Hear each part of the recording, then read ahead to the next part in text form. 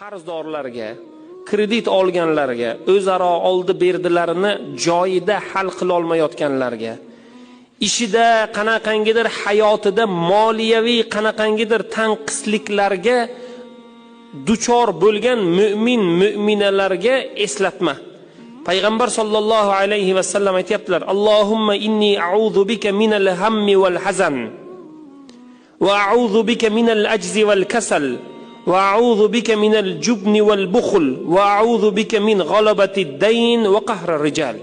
Buning ma'nosi: Allohim, sendan g'amdan va xafachilikdan panoh so'rayman. Sendan ojizlikdan, dangasalikdan sendan panoh so'rayman. Sendan baxil bo'lib qolishlikdan, qo'rqoq bo'lib qolishlikdan panoh so'rayman.